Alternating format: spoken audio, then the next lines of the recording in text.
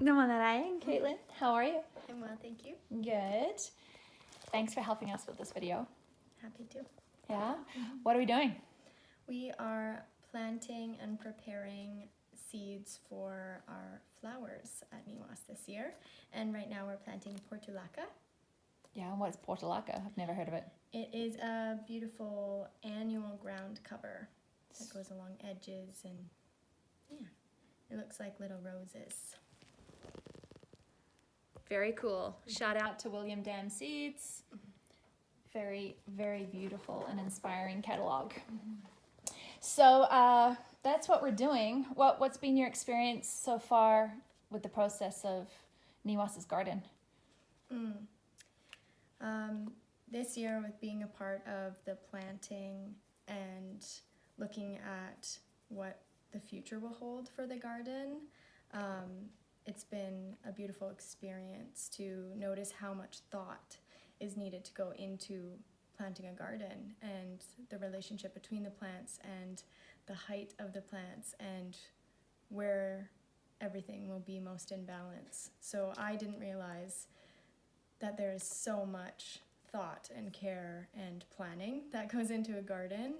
My experience in the past has just been kind of making a few rows and seeing how it goes.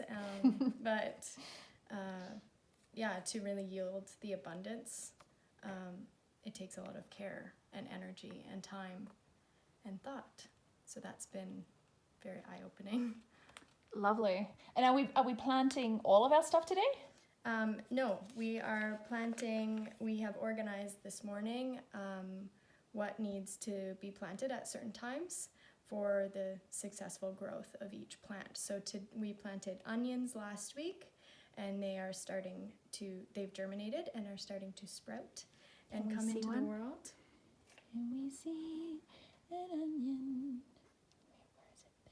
There, right there. Look, 1, 2, 3. Mm-hmm. Yeah. And today we're planting mostly flowers. So we've planted lavender and snapdragons, petunias, oregano, and Viola. Yeah. And a few other things. Mm-hmm. Beautiful. So why do you think yoga ecology is important? Why should people study yoga ecology and living yoga?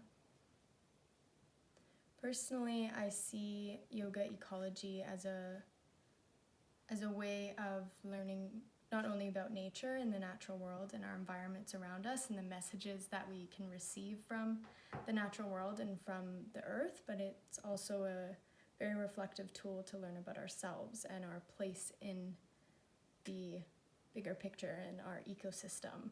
So I find that living in a society and a culture that is so separate from nature, and we don't think about where our food comes from. We just go in the grocery store and buy things wrapped in plastic and eat it and don't really think about the whole process. So even just from growing food in a garden, there's this whole other element of everything around that garden.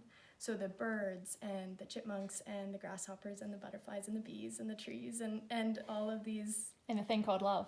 Yeah, all of these amazing ingredients and necessary energies that need to come together to grow and take care of each other. And it's a beautiful opportunity for reciprocity. And when we take care of the garden by putting so much thought into it, or planting the seeds at the correct time, so they can successfully grow, or giving them enough light or enough water and all of those things. Or enough darkness. Yeah. And all of those little steps that we can do to take care, we are blessed in return with the gift of food and medicine and everything we need, really, everything we need. And when we take care of the earth and look outside of ourselves and give thanks and offer that time and that energy and that love, it comes back tenfold. And in the form of like really nutrient-rich, mineral-rich, like life force infused. Pranic. Yeah. Full of pranic food. And then we can be healthier and we can serve more and we can love more and we can be clearer and healthier, and it's like this beautiful cycle. So name one thing that you've noticed in changes in you that since starting to study and learning to live yoga at the ashram. But because people think that coming for a residency in an ashram, you're helping, which is not true, or you're just living. They don't realize that it's an incredibly intense level of study. Yeah. So what's one change or something you've noticed in yourself since starting to learn to live yoga? Have you noticed?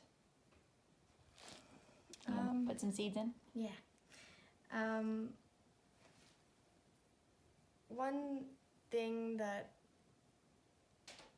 became really clear is everything that happens is happening for me, not to me.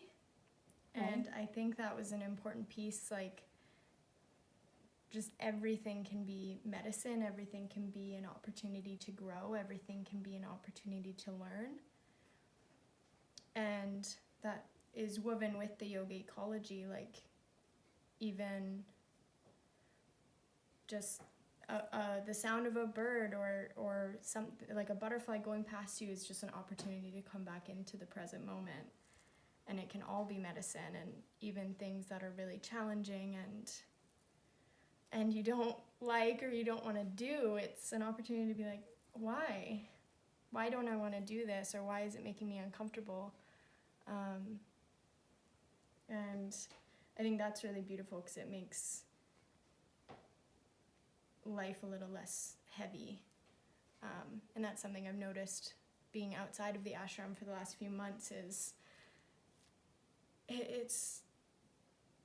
I'm taking life less seriously, and But with as much care. yeah, and it's simple in the ashram for a reason. What is that reason? All of it, like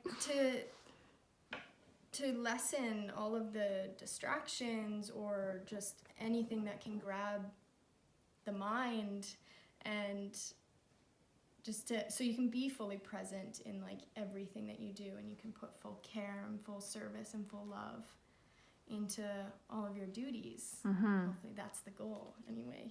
There's some duties that bring up other stuff, but then that's an opportunity, because it doesn't feel good when there's that resistance in the ashram. Things don't flow because there is such a clear energy pranic flow in the ashram that when your ego starts swimming against it, you totally notice. It totally ripples into every aspect of your day.